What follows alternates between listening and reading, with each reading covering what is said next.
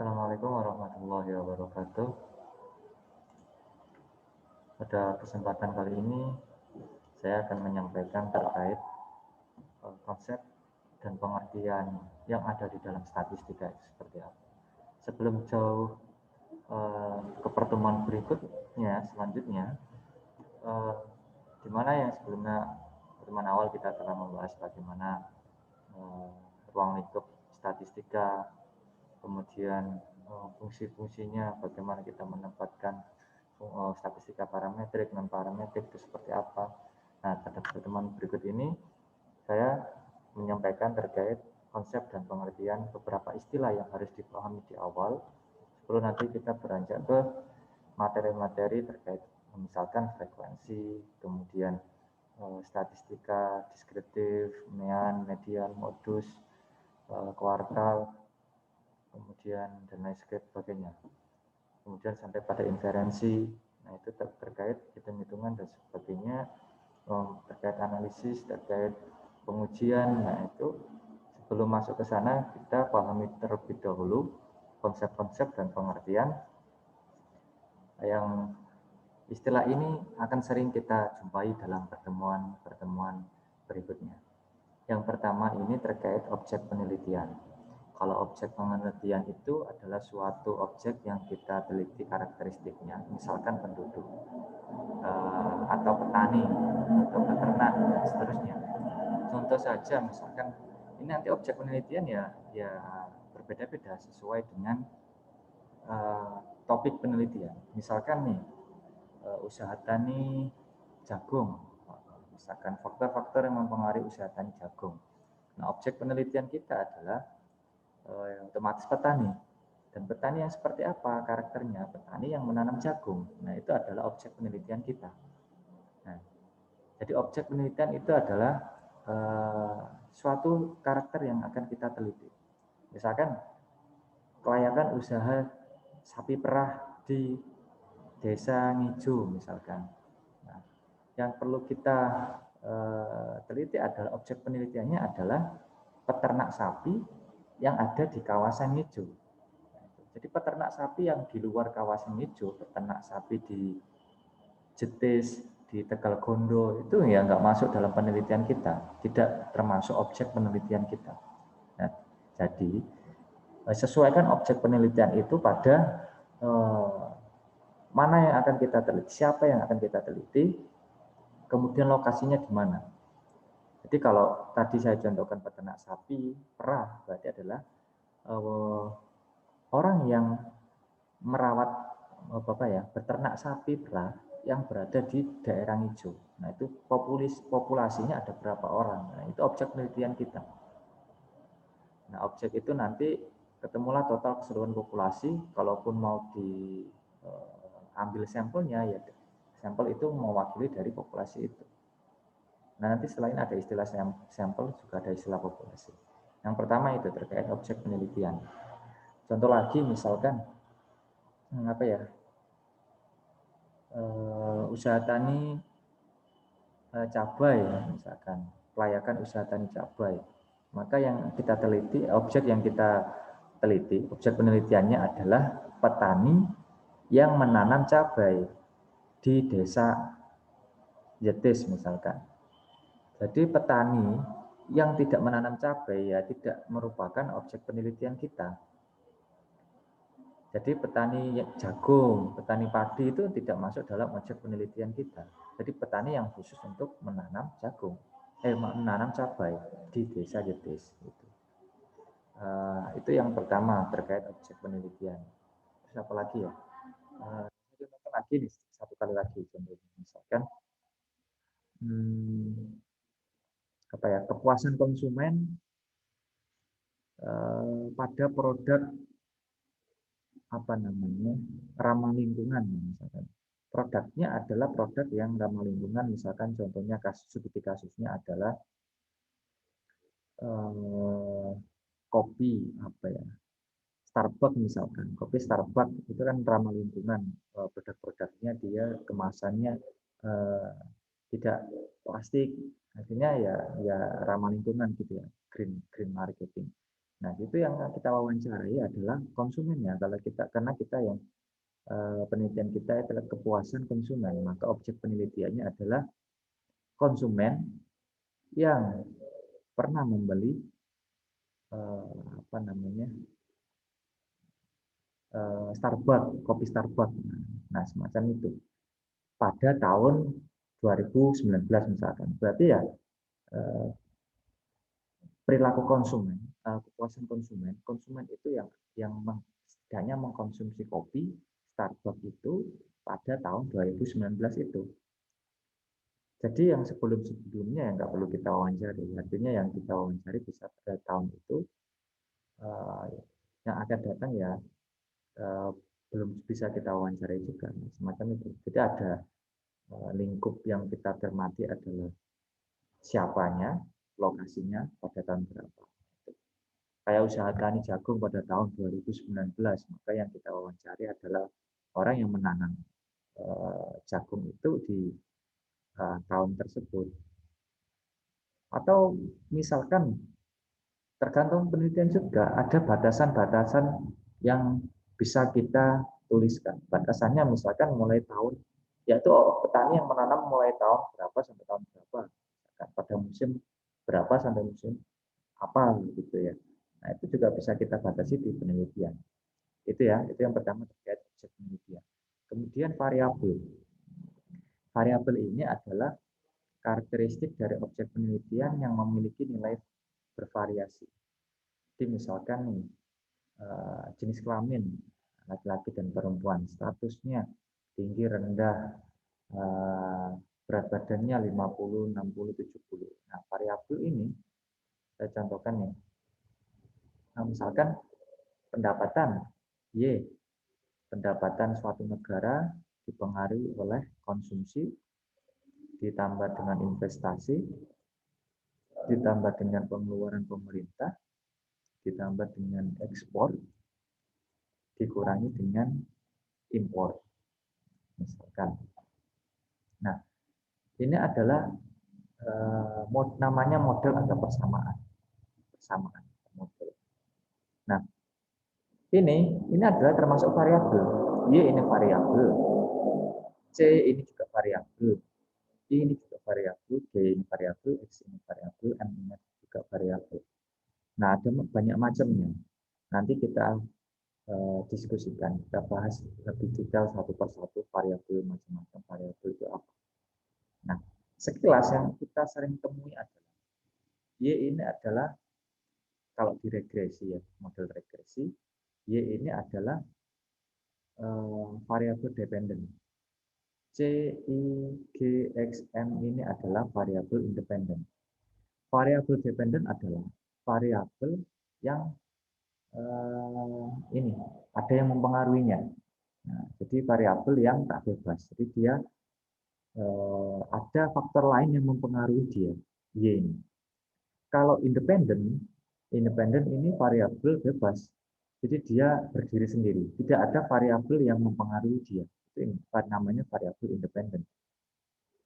Jadi konsumsi itu mempengaruhi pendapatan negara.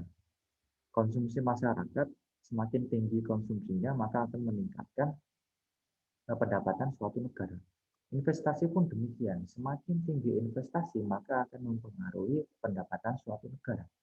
G ini pengeluaran pemerintah. Pengeluaran pemerintah itu misal contohnya gaji pegawai BUMN, kemudian apa namanya membangun taman, membangun ya fasilitas umum, membangun stasiun, stadion, membangun apapun yang fasilitas umum dan itu nanti ya masuk ke dalam kas pemerintah. Artinya masuk ke dalam pendapatan negara. Nah, itu. Jadi ini namanya variabel independen. C ini independen, I ini independen, G ini independen, X ini independen, M ini independen.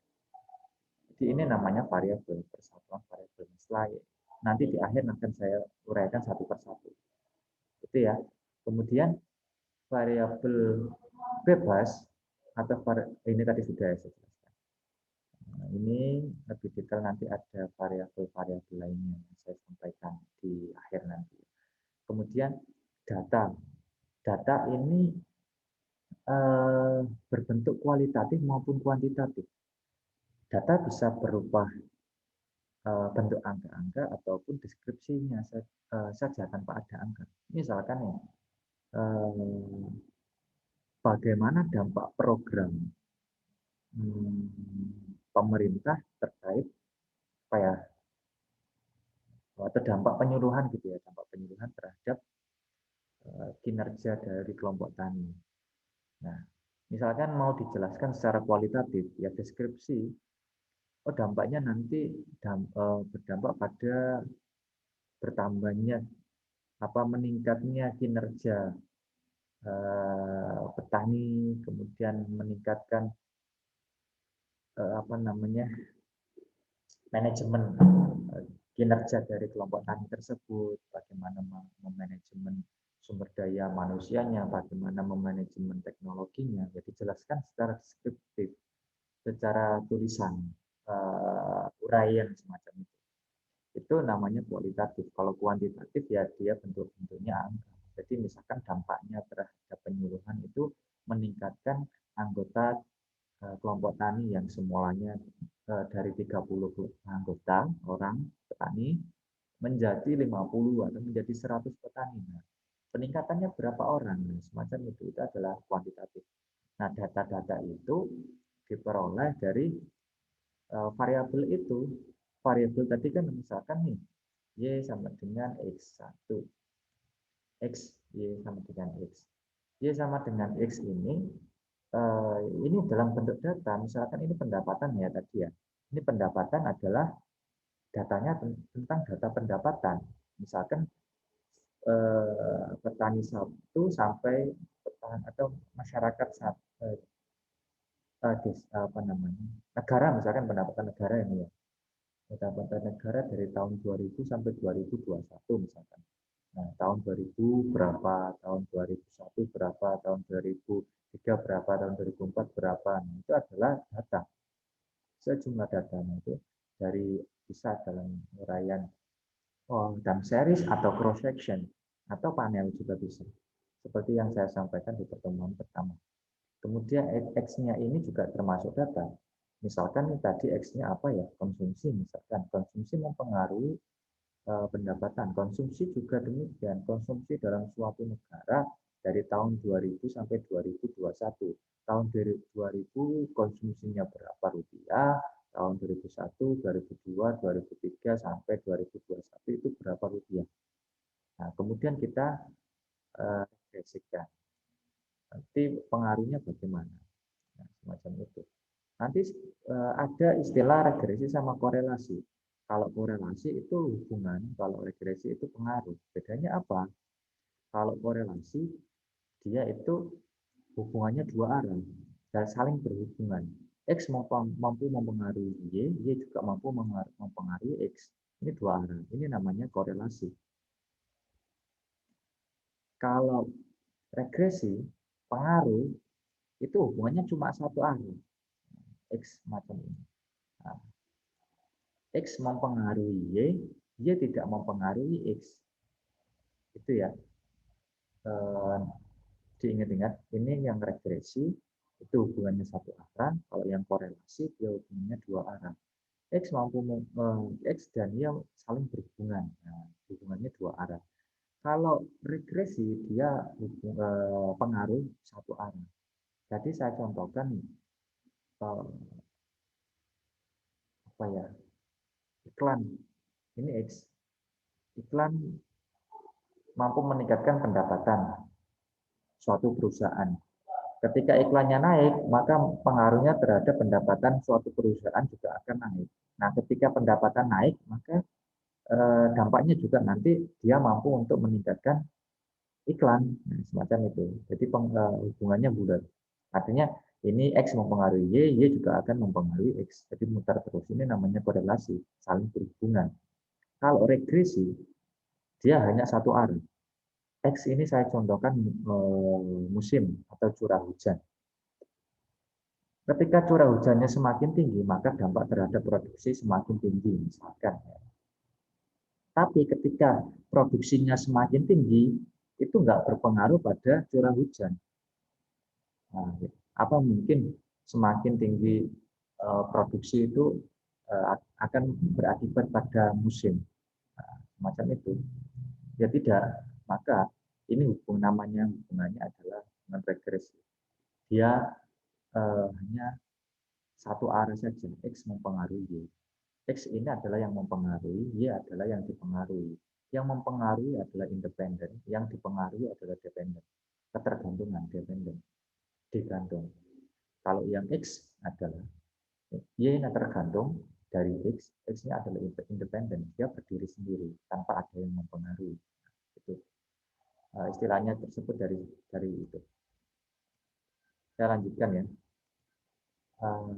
Ini terkait data. Kemudian ada pengukuran. Pengukuran ini dia misalkan satuannya itu namanya pengukuran suatu kuantitatif, kuantifikasi atau mencantumkan bilangan pada variabel tertentu. Nah, variabel tadi kan ada Y, ada X, misalkan ini adalah variabel. Variabel itu punya pengukuran. Ini misalkan pendapatan. Pengukurannya adalah misalkan rupiah. Itu satuannya adalah pengukuran itu. Dia rupiah. Kemudian konsumsi misalkan satuannya juga rupiah. Nah, misalkan seperti itu ya. Atau misalkan berat badan dia satuannya adalah kilogram, tidak pakai gram misalkan. Nah, semua misalkan wawancara ke petani nih, wawancara ke petani 1, 2, 3 sampai 30. Nah, wawancara tersebut harus ya misalkan nanti diinput datanya. Cuma nanti kalau konversi, kalau mau dianalisis harus dikonversi terlebih dahulu. Misalkan mau pakai satuan kilogram, maka semua dikonversi ke dalam kilogram. Jadi petani 1 sampai petani 30 tadi harus satuannya dipindah ke kilogram semua jawabannya. Misalkan produksi, Y-nya misalkan produksi ya, produksi jagung. Maka produksi jagung satuannya kilogram, ya semua harus kilogram semua. Tidak bisa kemudian yang 1 kuintal, yang 1 ton. Bisa. Nah, itu namanya pengukuran. Pengukurannya harus jelas. Nah, bagaimana? Pengukurannya kilogram semua, atau pengukurannya ton semua, atau pengukuran bisa juga pengukuran untuk kualitatif, seperti original itu ringan, sedang, berat. Nah, itu juga pengukuran, termasuk pengukuran. Ringan skala 1, sedang skala 2, berat skala 3. Itu seperti semacam itu juga bisa. Saya pengen sebentar kenal dan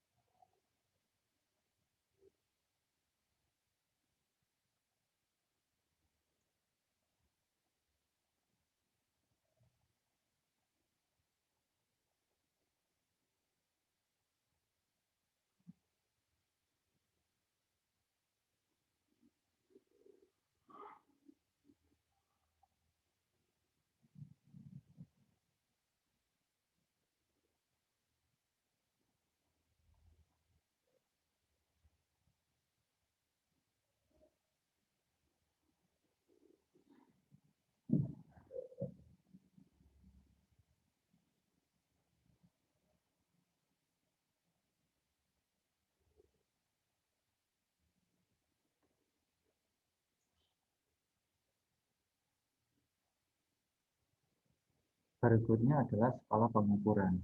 Nah, skala pengukuran ini bilangan yang ditentukan dari variabel berdasarkan aturan-aturan yang ditentukan dan disepakati. Jadi berbeda dengan pengukuran tadi. Kalau pengukuran itu semacam satuannya. Jadi pengukurannya apa? Satuannya apa? Ukurannya apa? Dia ringan, sedang, berat itu pengukuran. Kalau skalanya, skala itu adalah dalam statistika itu ada skala pengukur, ada 4 skala pengukuran.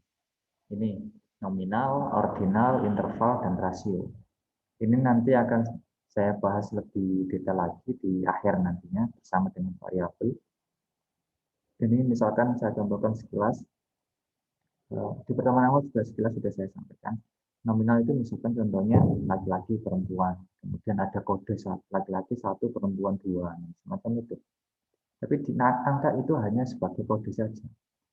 Karena laki-laki dan perempuan kalau dijabat diartikan di data itu berupa deskripsi. Kalau laki-laki itu dia misalkan apa ya ganteng, kalau perempuan itu cantik misalkan. Itu kan penyampaian secara deskriptif. Tapi kalau kita angkakan ya bisa, cuman itu masuk di nominal. Jadi laki-laki 1, perempuan 2. 1 dan 2 ini bukan berarti tingkatan. 2 bukan lebih besar daripada 1, tidak. Atau 1 lebih besar daripada 2, tidak. Itu hanya kode saja. Itu kalau nominal. Kalau ordinal itu bertingkat. Nanti di akhir akan saya sampaikan. Kayak misalkan ordinal itu kepuasan konsumen terhadap pembelian barang A. Misalkan sangat puas, puas, sedang, tidak puas, sangat tidak puas. Sangat puas nilainya 5. Puas puas saja dia 4, sedang misalkan 3, 2 tidak puas, 1 sangat tidak puas. Skala bisa dibuat berapapun, terserah nanti penelitiannya seperti apa. Mau dibuat 10 skala, 1 sampai 10. Mau cuma 4 skala juga nggak apa-apa, yang sedangnya dihapus. Jadi sangat puas, puas, tidak puas, sangat tidak puas. Ataupun 3 skala juga nggak masalah. Itu kalau ordinal. Kalau interval, dia contohnya semacam termometer, suhu, waktu, nilai antara 10 sampai 60 misalkan. Jadi ada jaraknya, intervalnya. Panasnya dalam 1 jam itu dia naik turun berkisar antara 30 sampai 35 sampai 37 misalkan. Itu namanya data interval. Skala pengukurannya adalah skala pengukuran interval. Rasio, kalau rasio ini ya sudah nilai mutlak, nilainya absolut. Jadi misalkan pendapatan adalah nilainya ya sudah nanti 200.000 per bulan, ya sudah 200.000 itu adalah nilai rasio. Berat badannya 70 kilo, misalkan 70 itu adalah nilai rasio. Gitu. Nanti di akhir akan saya sampaikan. Kemudian unit penelitian ini adalah satuan atau unit yang diteliti baik berupa individu maupun kelompok. Jadi ini misalkan unitnya penelitian kita adalah petani, keluarga petani, kelompok tani misalkan. Nah, unit ini penelitian sama dengan unit analisis.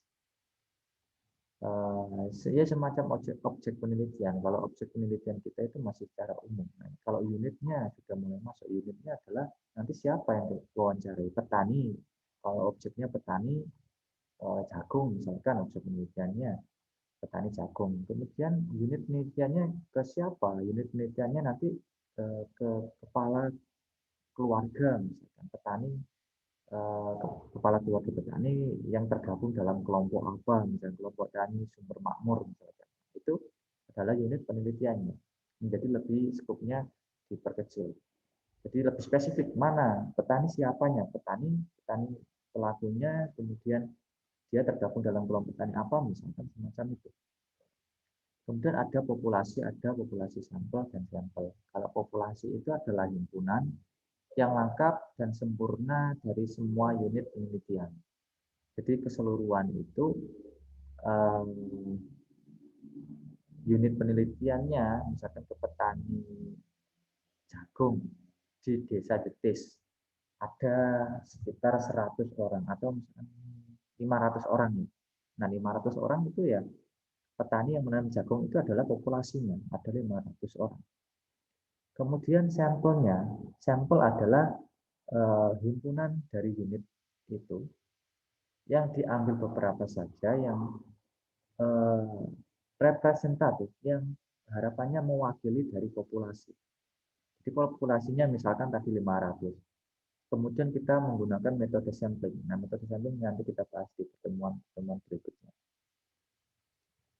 Misalkan sudah ditetapkan random sampling dari 500 orang, kita hitung sampelnya ternyata diambil 50 orang misalkan. Nah, 50 orang itu harapannya mewakili semua karakter yang ada di populasi itu, 500 orang itu. Nah, semacam itu sampel. Ini namanya sampel. Dia sampel itu adalah bagian dari populasi. Kalau populasi 500 orang, 1000 orang, kalau kita wawancarai semua namanya sensus. Cuman kendalanya kalau sensus tersebut ribuan orang itu butuh waktu lama untuk wawancara itu. Nah, sehingga bisa diambil sampel yang harapannya sampel itu bisa mewakili populasi, beberapa orang yang bisa mewakili populasi. Sehingga kita nanti bisa menyimpulkan hasil penelitian kita yang bisa mewakili populasi tersebut. Itu. Sampling ini adalah suatu proses memilih buah objek dari sebuah populasi berupa berukuran N. Jadi populasi ini buahnya itu, kemudian kita ambil beberapa dalam menjadi sampel. Nah, itu proses tersebut adalah namanya sampling. Nanti di dalam sampling itu ada metode sampling. Di metodenya kita gunakan metode apa, nanti di metode tersebut ada rumus-rumusnya.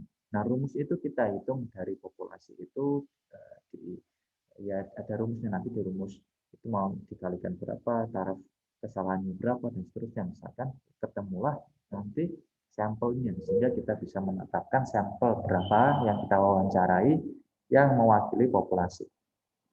Selanjutnya adalah validitas dan reliabilitas. Validitas ini adalah dipakai berkaitan dengan kriteria hasil pengukuran. Apakah benar-benar menyatakan hasil pengukuran atau tidak.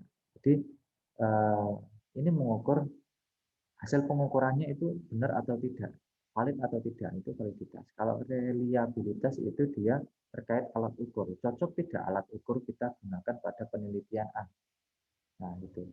Kalau validitas ini lebih kepada pengukurannya, kalau reliabilitas ini pada alat pengukurannya. Semacam itu.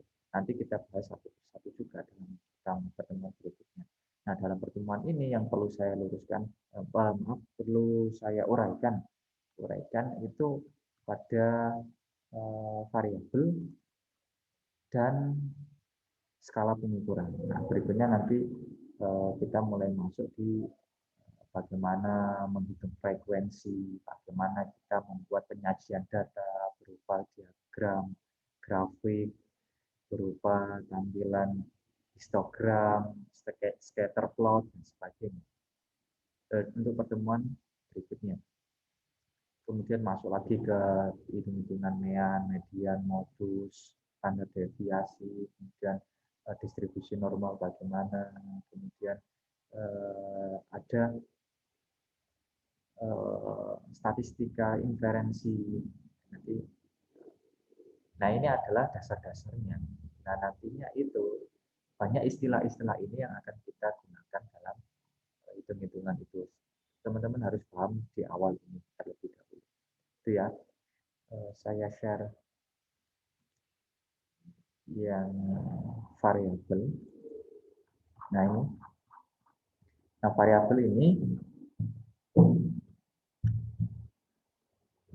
beberapa macam, tidak hanya independen dan dependen saja, ada jenis lainnya, ada banyak. Nah, salah banyaknya itu misalnya ada moderator, nanti ada intervening, ada kontrol. Apa itu variabel moderator, intervening, kontrol? Setelah ini saya sampaikan.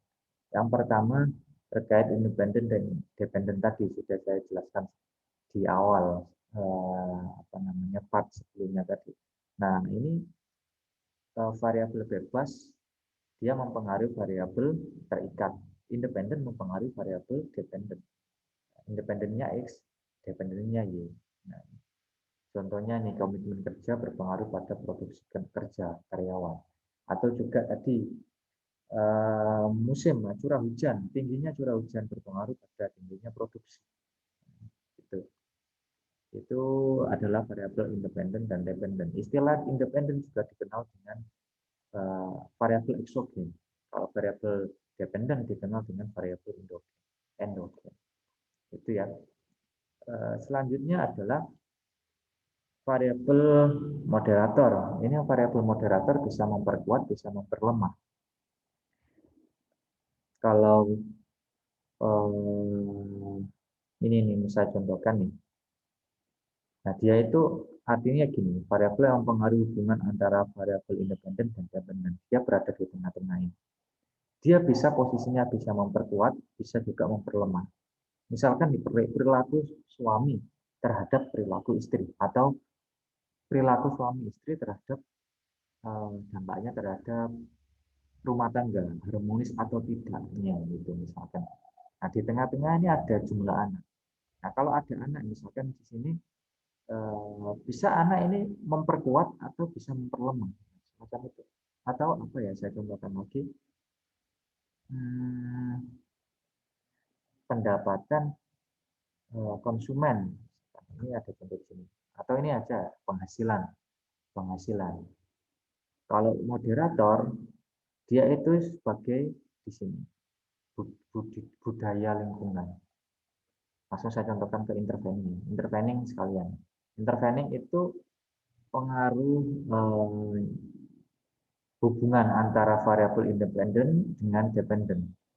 Jadi dia menjadi hubungan yang tidak langsung dan tidak dapat diamati dan diukur. Jadi tidak diukur nih, tapi di dalamnya ada. Dia sebagai variabel penyelam. Misalkan nih, penghasilan. Penghasilan masyarakat yang semakin tinggi itu berpengaruh pada harapan hidup. Nah, di tengah-tengah ini secara tidak langsung ada gaya hidup.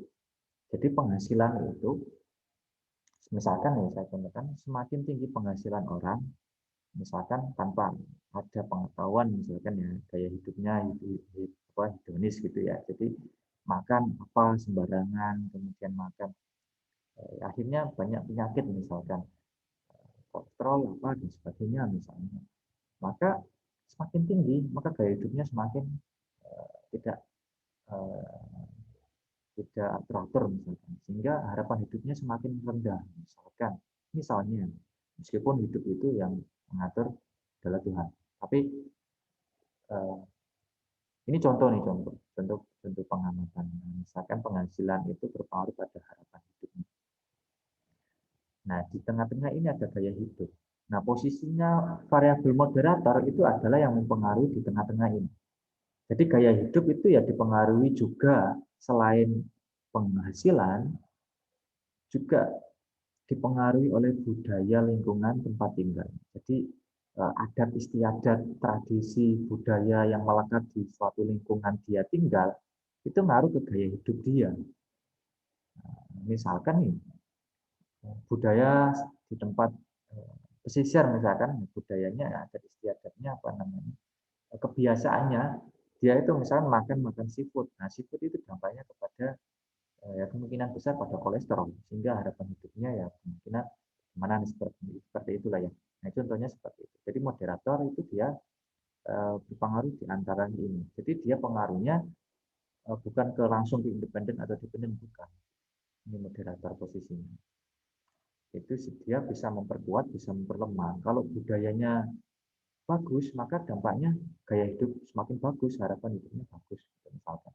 Kalau budaya lingkungannya jelek, tidak mendukung, tidak baik, maka dampaknya juga akan kurang baik. Moderator, variabel moderator ini sebagai penguat juga bisa, kadangkala dia memperlemah, nah, semacam itu. Kalau variabel intervening, dia itu sebagai penyela saja.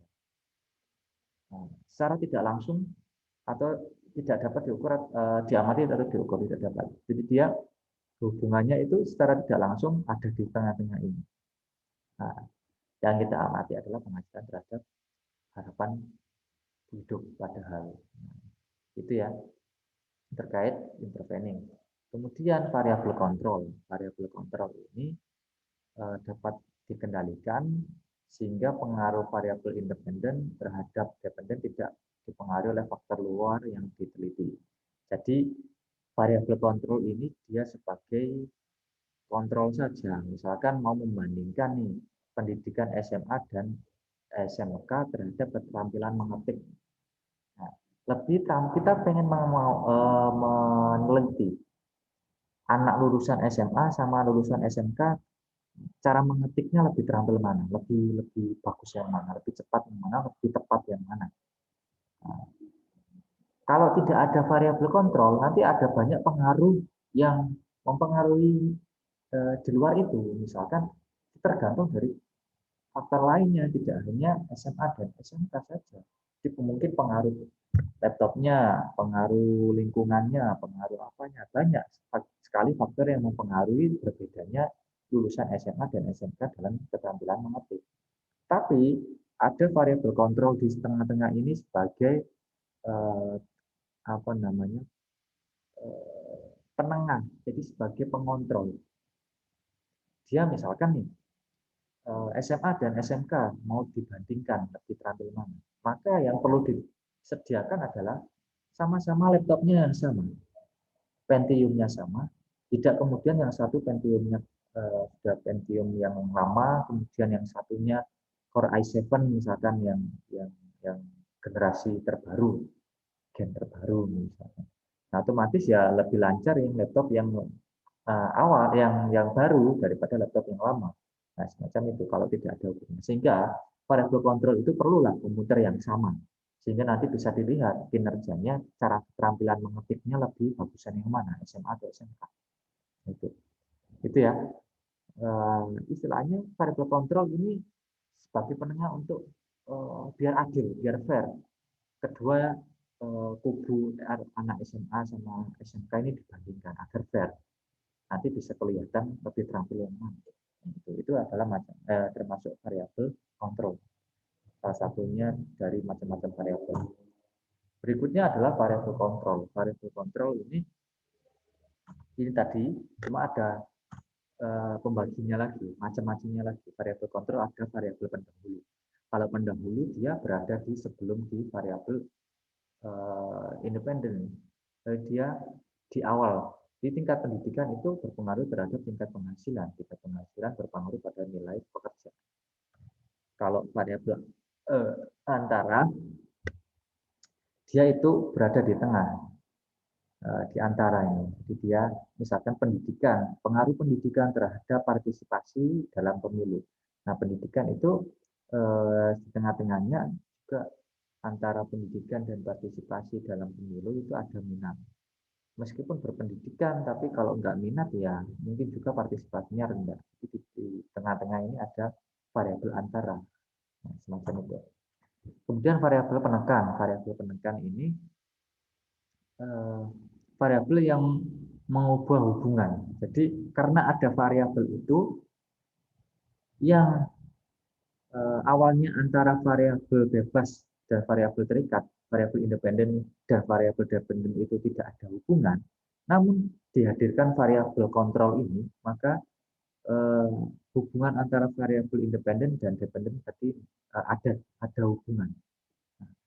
Nah, misalkan nih, sebenarnya tidak ada hubungan antara variabel jarak rumah dengan puskesmas. Jadi jarak rumah terhadap puskesmas, mau puskesmas yang jauh, mau puskesmas yang dekat, nggak ngaruh. Mau pilih puskesmas yang mana, mereka masyarakat acak aja. Ya kalau pengen yang di jauh ya datang aja, kalau pengen yang di dekat ya dekat aja. Tapi alasannya bukan karena jarak. Gitu. Tapi ketika ada variabel kontrol yang menengahi, misalkan nih variabel kontrolnya adalah variabel ketersediaan sarana kesehatan alternatif. Akhirnya akan berpengaruh variabel independen dan dependen. Jadi ada pengaruh jarak rumah dan puskesmas karena misalkan ada variabel sarana kesehatan, sehingga orang akan memilih sarana puskesmas yang dengan sarana kesehatan yang lebih banyak daripada puskesmas yang sarana kesehatannya kecil, misalkan. Ataukah sama-sama diberi sarana kesehatan, di yang jauh ada sarana ditambahkan sarana yang bagus, yang dekat ditambahkan sarana yang bagus juga, sama-sama bagus. Akhirnya masyarakat lebih memilih yang lebih dekat dengan jarak ke rumahnya, karena di dekat rumahnya dia sudah ada puskesmas yang dengan pelayanan bagus, ngapain harus jauh-jauh untuk mendapatkan pelayanan yang sama-sama bagus gitu. Nah, itu adalah variabel kontrol sebagai variabel yang merubah hubungan, merubah pengaruh yang semula tidak ada pengaruh menjadi ada pengaruh. Itu namanya variabel kontrol yang termasuk variabel penekan. Kalau berikutnya ini variabel pengganggu. Itu yang awalnya hubungan variabel bebas dan terikat itu positif menjadi hubungannya negatif. Ya benar-benar dari awal sudah ada pengaruh, tapi pengaruhnya bisa pengaruh negatif. Tapi setelah adanya variabel pengganggu tersebut, maka pengaruhnya menjadi positif. Atau kebalikannya, yang semuanya positif menjadi negatif. Misalkan, terdapat hubungan yang kuat positif antara kelas sosial dan sikap terhadap hak sipil. Ketika dihadirkan variabel ketiga, ras, maka hubungan antara kelas sosial dan sikap terhadap hak sipil menjadi lemah, negatif lemah. Nah, semulanya ini positif kuat, tapi menjadi negatif lemah. Nah, semacam ini adalah variabel pengganggu. Itu ya. Nah, berikutnya ini ada model-model hubungan, nanti ada hubungan sederhana, berurutan, dan seterusnya. Ini di pertemuan berikutnya, selanjutnya ada di materi tersendiri. Dia akan saya sampaikan. Yang pertama, di pertemuan ini teman-teman harus mengenal macam-macam variabel, kemudian apa itu objek penelitian, data itu apa, pengukuran itu seperti apa, kemudian skala pengukurannya apa, itu harus dipahami dulu di awal. Terkait ini nanti ada di pertemuan berikutnya. Ada model hubungan sederhana, berurutan, ganda, model-model ini seperti ini misalkan independennya 1, dependennya 2, ini juga bisa. Nah, jalur paradigma jalur, nah ini banyak contohnya ini. Nah, semacam ini. Lanjut, saya sampaikan sekilas terkait skala pengukuran. Ada di sini. Ini. Nah, skala pengukuran ini ada 4. Nominal, ordinal, interval, dan rasio. Kalau nominal ini bilangan yang menunjukkan perbedaan. Jadi nilainya tadi itu nilai 1, 2, 3, 4 ini tidak berarti 4 ini lebih tinggi dari 3, 2, dan 1. Atau sebaliknya, bukan pula nilai 1 ini lebih besar daripada 2, 3, dan 4. Nilai 1, 2, 3, 4 ini hanya sebagai kode saja. Ini laki-laki perempuan. Ya tidak, tinggal di desa sama tinggal di kota, berhasil atau tidak berhasil.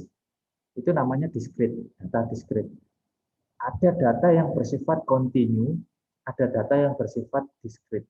Kalau data yang bersifat kontinu, itu data yang misalkan 1, 2, 5, 6, 5, 7, 5, 8, sampai 100 berurutan semacam itu adalah namanya data kontinu.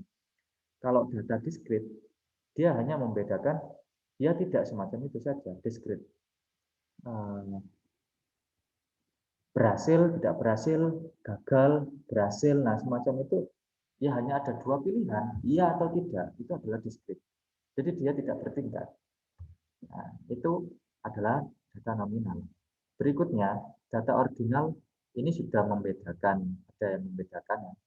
Kemudian sudah ada pengukuran yang dapat untuk membuat peringkat atau mengurutkan objek. Jadi sudah ada skalanya kalau ordinal. Meskipun ini sebenarnya ya bisa termasuk data kualitatif juga, namun data kualitatif yang bisa dikuantitatifkan, misalkan nih level pedas. Kalau tidak pedas yang cabai 1, misalkan teman-teman mau makan mie setan nih, ada 10 level, level 1 sampai level 10. Level 1 yang kalau dijelaskan ya paling pedasnya cuma pedas tidak terasa gitu ya. Nah, itu kan penjelasan secara deskriptif sebenarnya. Pedas sedikit, nah, itu seperti apa rasanya, itu pedas sedikit seperti ini. Pedas yang agak lagi level 2 itu agak membuat lidah getar sedikit. Sampai pada level 10 yang membuat lidah terus bergetar misalkan. Nah, itu adalah penjelasan secara kualitatif. Tapi kualitatif itu bisa kita kuantitatifkan sehingga ada level pedas 1, level pedas 2, level pedas 3 sampai level pedas 10. Itu data ordinal. Bisa juga kita tepatkan pada penelitian manajemen, misalkan kepuasan konsumen. Kepuasan konsumen yang tingkat 1, 2, 3, sampai 5, misalkan sampai 10 atau sampai 20 misalkan. Nah, itu adalah ordinal. Dia sudah ada pengukuran, juga bisa bilangan itu menunjukkan perbedaan. Level berikutnya adalah jenis data interval. Dia sudah ada bilangan yang menunjukkan perbedaan, juga ada pengukuran, juga ada perbedaan bilangan yang mempunyai arti. Panas misalkan, panasnya berkisar antara 60 sampai 35 sampai 37, atau beratnya dari 60 sampai berkisar 60 sampai 80. Nah, itu angka sudah dalam bentuk pengukuran, ada membedakan, juga sudah mempunyai arti. 60 itu beratnya sekian.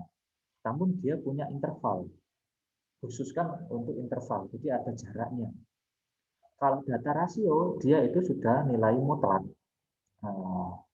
Misalkan pendapatan ini, misalnya nih, pendapatan petani A, B, C, atau pendapatan konsumen A, B, C, konsumen atau penduduk A, B, C. Penduduk A ini 10 juta per bulan, B ini 15 juta per bulan, C ini 20 juta per bulan, misalkan. Nah, itu sudah pasti nilai pendapatannya adalah 10 juta, ini 15 juta, yang C adalah 20 juta. Itu terkait skala pengukuran. Ini penjelasan dari yang tadi. Nah, contohnya nih, skala nominal di keranjang terdapat 3 buah jeruk, 4 buah melon, 5 kilogram anggur. Oh, bukan ini. Nah, saya contohkan nominal laki-laki misalkan. Laki dan perempuan. Kemudian di desa dan di desa dan di kota, misalkan, dan seterusnya. Sukses, gagal. Kemudian skala ordinal ini, misalkan istimewa, baik, rata-rata, kurang, kemudian kurang sekali. Nah, ini adalah skala ordinal. Bisa di dalam bentuk skala Likert semacam ini, ada tingkatan-tingkatan. Kemudian skala interval ini. Nah, suhu pada bulan Agustus di kota ABC berurutan antara 21, 27, 25 Fahrenheit misalkan. Nah, ini semacam itu waktu. Nah, itu adalah skala interval. Kalau rasio dia sudah pasti nilainya bisa membedakan ada perbedaan antar nilai. Terus kemudian mengurutkan jarak juga ada, jarak interval yang sama, dan ada titik nol berarti. Jadi jumlah mahasiswa elektro misalkan apa ya, mahasiswa agribisnis UMM sebanyak 500, 900, nah ini sudah fix 900. Mahasiswa TI sebanyak 300. Mahasiswa otomatis mahasiswa agribisnis 3 kali lipat mahasiswa TI misalkan. Nah, ini sudah pasti nilainya. Ini adalah data rasio. Itu ya.